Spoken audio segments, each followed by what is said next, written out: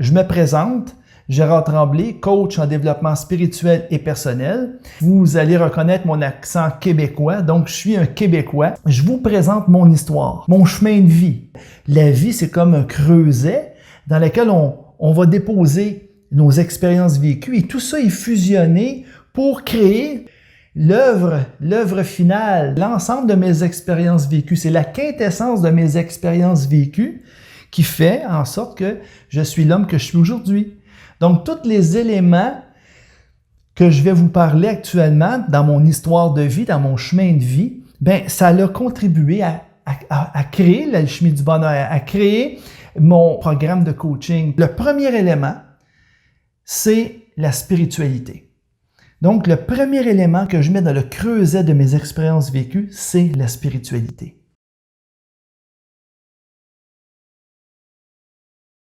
On a vécu beaucoup d'insécurité en tant qu'enfant. Donc, j'ai vécu de l'insécurité au sein du foyer. Et je vivais du rejet, de l'humiliation, de l'abandon aussi dans ma communauté en tant qu'enfant, à l'école, étant jeune, en vivant, quand j'ai vécu beaucoup d'intimidation. J'étais isolé et je vivais, c'était mon quotidien, ça faisait partie de mes journées d'être finalement l'objet de risées, de menaces et de violences psychologiques et physiques. Ces blessures ont été profondes. Et ça, à un moment donné, il s'est créé des mécanismes de survie pour passer au travers. Donc, je ne pouvais pas être naturellement ce que j'étais parce que je me suis aperçu qu'à l'école, quand je me suis donné avec confiance, j'ai été blessé. J'ai été humilié. J'ai vécu de la violence physique et psychologique, dans l'intimidation. Donc, tout ça a provoqué finalement un repli sur moi-même. Et je me suis construit une armure pour survivre. Je me suis construit un personnage. Donc, j'ai commencé à faire le clown, à faire rire les autres, à faire le bouffon en classe pour être accepté des gens. Donc, très jeune, j'ai commencé à adopter des mécanismes de survie. J'ai rejeté l'être que j'étais pour jouer un rôle. Donc, j'ai emmuré l'être véritable, l'être authentique que je suis et je me suis créé de toutes pièces des personnages pour plaire, pour tenter de m'intégrer dans le monde où je me sentais tellement étranger. Et j'ai construit petit à petit cette armure, ce bouclier pour permettre à mon être hypersensible de survivre en ce monde. Et le piège dans lequel je suis tombé, c'est que je me suis renié. Je me suis renié moi-même parce que je me disais, ben garde, j'ai vécu tellement c'est à un niveau inconscient, là. J'ai vécu tellement de souffrance, de rejet, d'humiliation. Ça veut dire que ce que je suis ne plaît pas au monde. Ça veut dire que c'est mauvais. Donc, je ne suis pas une belle personne. Je n'attire que de la souffrance. Donc, j'ai comme emmuré cette partie souffrante de mon être pour me construire des personnages, une armure, un bouclier qui me permettent de survivre. Mais ce bouclier, cette armure est devenue une prison. Est devenue une prison pour mon esprit, est devenue une prison pour mon être véritable. De souffrance en souffrance, bien entendu, et d'expérience en expérience, j'ai perdu mon père à l'âge de 16 ans, en pleine période d'adolescence. Je suis tombé dans les dépendances, que ce soit les drogues. Je suis, en tant qu'hypersensible, très vulnérable aux multidépendances. Parce que quand tu es un être hypersensible, tu es sensible à tout. Que ce soit émotionnellement, que ce soit physiquement. Donc, toutes les substances stimulantes ont un effet décuplé sur les gens hypersensibles. Tout ce monde illusoire, j'étais prisonnier de mon armure, de mon faux moi, de mon ego, parce que dans le fond, toute cette construction-là, c'est une construction de l'ego. Oui, à quelque part, il y avait un mécanisme de défense de survie, mais ce mécanisme-là a été construit par l'ego. Et ce mécanisme-là qui se met en place pour te protéger, entre guillemets, devient ta prison. Comprenez-vous? Donc, ça a été ça. Et il a fallu que j'abatte le mur érigé par cette armure qui enfermait mon esprit. Donc, il a fallu que je fasse craquer cette armure, que je trouve les failles pour ouvrir cette armure-là. Les blessures qui sont guéries laissent place à des cicatrices. Et ces cicatrices-là éveillent le souvenir de la blessure. Pourquoi? Parce que nous devons être des accompagnateurs pour aider dans l'empathie les êtres autour de nous qui souffrent des mêmes blessures. Donc, on est à l'écoute, on comprend, on vibre parce qu'on l'a vécu, parce qu'on a passé par là. Et c'est comme ça qu'on peut aider les autres. C'est ainsi que fonctionne l'amour. Hein? N'oublions pas, j'enseigne dans l'alchimie du bonheur l'amour qui a un triple accord, qui est l'amour besoin, l'amour don de soi et l'amour de la vie. Il y a une unité dans l'amour de la vie entre le donner et le recevoir, un équilibre. Donc, c'est ce que j'ai appris fondamentalement dans ma vie à travers mes blessures, à travers le rejet que j'ai subi, à travers tous les obstacles que j'ai dû surmonter. Ça a laissé des traces et ces cicatrices me permettent de rentrer en résonance dans l'empathie pour aider mon prochain. Alors, c'est ça qui est merveilleux et c'est ce que je veux vous partager dans l'alchimie du bonheur. C'est ce que je veux vous partager dans mon histoire de vie. J'ai passé des années à chercher un sens à mon existence, à tenter d'identifier l'origine de cette souffrance, de cette détresse de l'âme qui ne me laissait aucun répit. Comment parvenir à sortir de l'abîme de la confusion, du doute, de la culpabilité, du désespoir et de la peur? Je pouvais m'apitoyer sur mon enfance difficile, sur ce monde qui me paraissait tellement étranger et hostile, et sur bien d'autres difficultés qui s'accumulaient. Je pouvais me rebeller contre la vie et me laisser glisser sur la pente abrupte menant à la déchéance. Les ténèbres ricanantes m'entouraient et s'affairaient à ma perdition. C'était un combat terrible.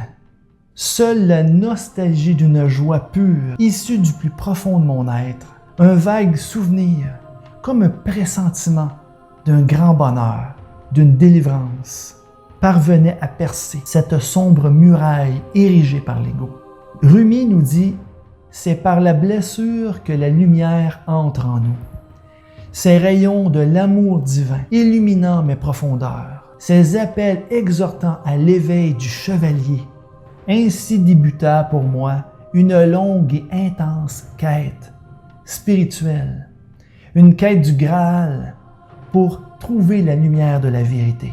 C'est dans notre chaos que la vie nous amène à nous reconstruire en profondeur. C'est ainsi qu'il m'a fallu abandonner l'ancien pour accueillir le nouveau. Ce portail ouvert de l'intérieur me conduisit à cette source indéfinissable de cette nostalgie qui m'habitait depuis toujours. Je suis absolument convaincu que le développement spirituel et personnel sont intimement liés. L'un ne va pas sans l'autre. Il s'agit de sublimer la souffrance par la découverte d'un sens à notre existence. Après toutes ces années d'essais et d'erreurs, jalonnées de plein d'expériences vécues et aussi beaucoup de souffrances, j'ai finalement entrepris de transposer sur la voie du savoir par le cœur mes découvertes concernant les principes fondamentaux de l'alchimie du bonheur. Pour illustrer la dimension spirituelle de ma vie, j'ai choisi cette toile de Gaspard David Friedrich, le voyageur qui contemple une mer de nuages. Cette image évoque la rencontre avec l'infini après une rude ascension, qui, en fait, n'est qu'une escale pour ce voyageur de l'éternité. Le deuxième élément que je mets dans le creuset de mes expériences vécues, c'est la vie de couple et de famille. Donc, j'ai rencontré mon épouse, Isabelle, avec qui j'ai uni ma destinée en l'an 2000. On a eu 4 beaux garçons.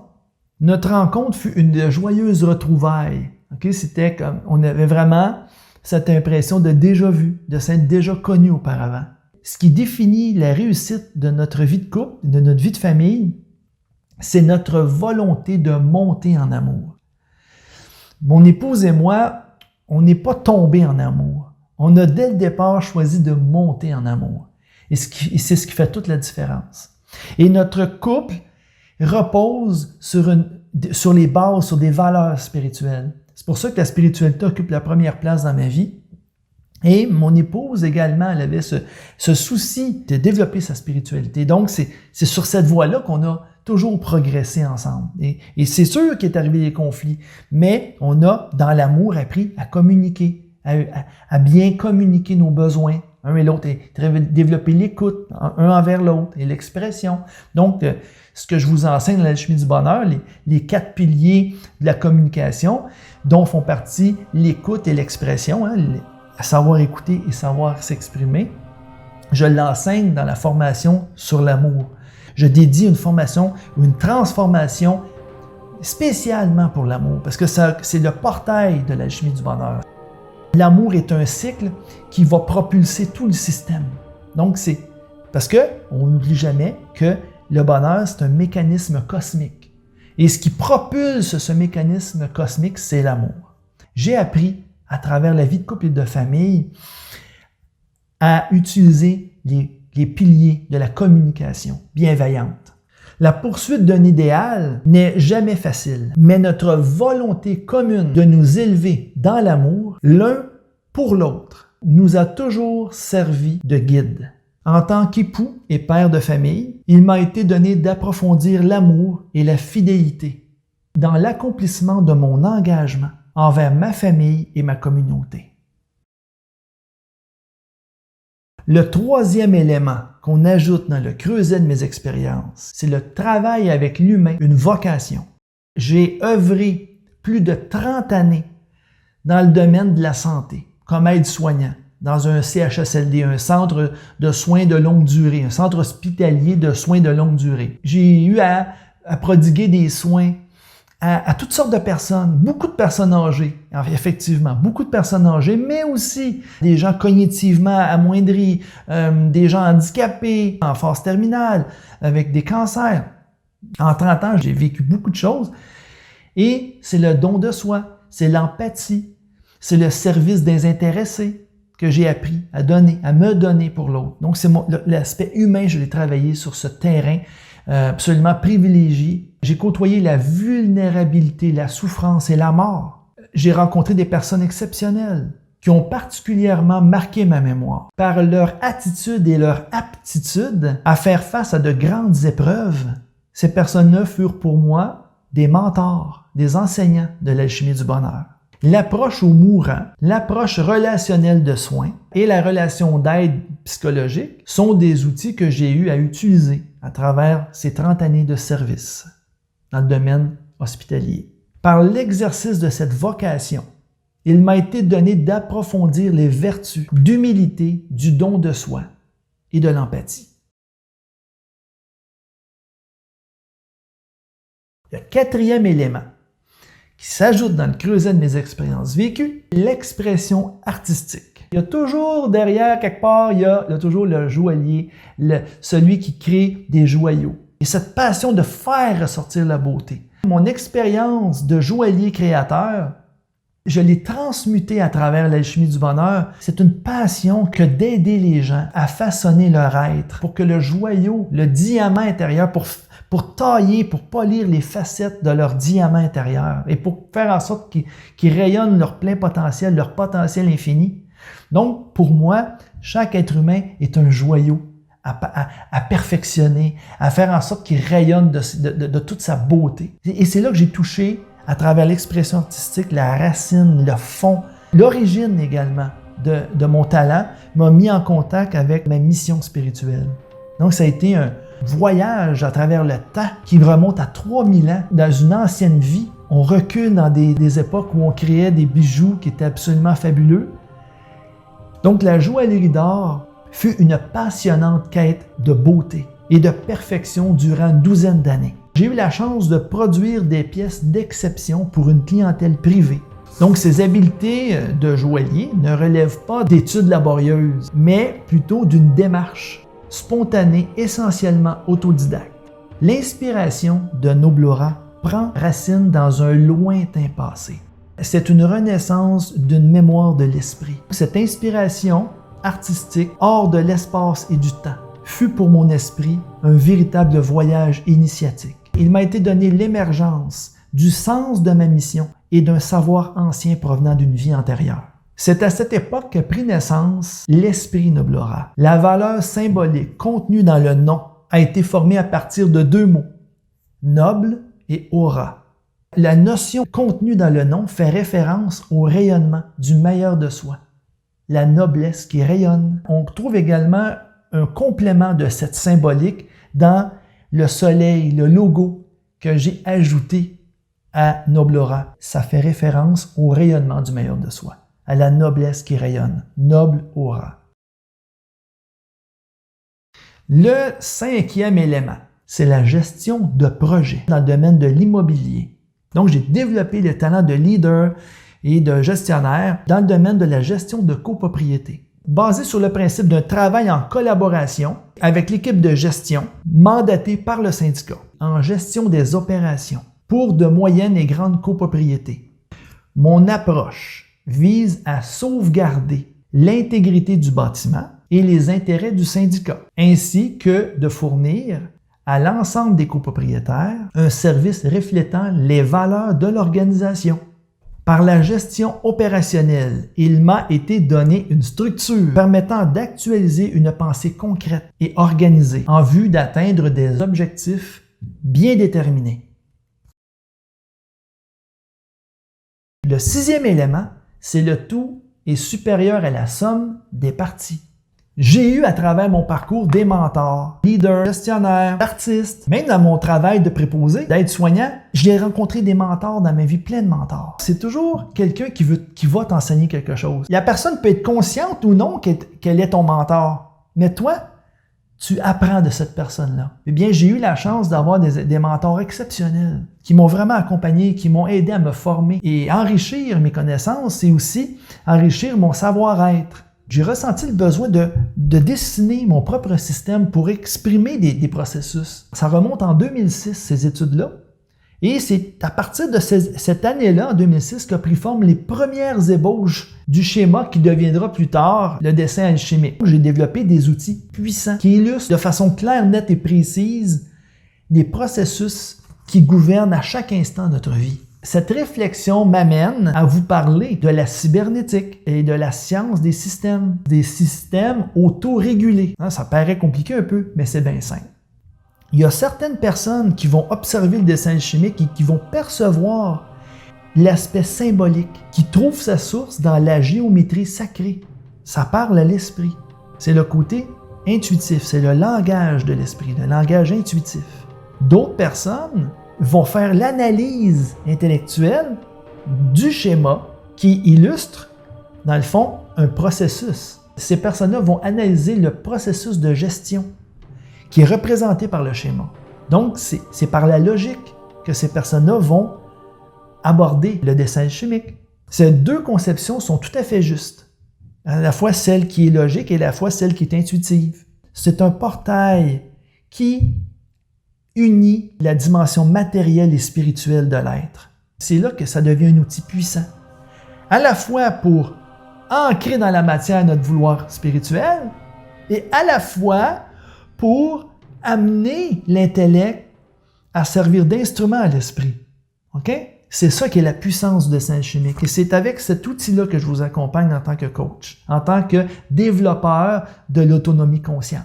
L'alchimie du bonheur enseigne l'art de la gouvernance. Parce que quand on parle de l'étymologie du mot cybernétique, qui veut dire manœuvrer un vaisseau, alors le vaisseau, on peut le transposer, notre corps physique, et l'esprit qui est le pilote, qui est le capitaine du navire. Donc, c'est l'alchimie du bonheur enseigne l'art de la gouvernance du système corps, âme, esprit. Nous faisons partie d'un monde multidimensionnel parfaitement organisé, dans lequel nous devons apprendre à œuvrer en harmonie, déployer notre potentiel infini. Mon idéal consiste à accompagner les personnes qui cherchent à exprimer le meilleur d'elles-mêmes. La quintessence de mon parcours de vie, qui fait partie du creuset avec les éléments que je vous ai mentionnés, toute la quintessence de ce parcours-là se retrouve dans mon enseignement, dans mon approche de coaching. C'est vivant parce que c'est la fusion de l'amour de la vie dans le creuset de mes expériences vécues. Parce que l'amour de la vie, c'est la flamme qui fusionne l'ensemble de nos expériences vécues, qui en fait ressortir la quintessence. Je vous ai partagé mon histoire, maintenant, on commence le voyage. À bientôt!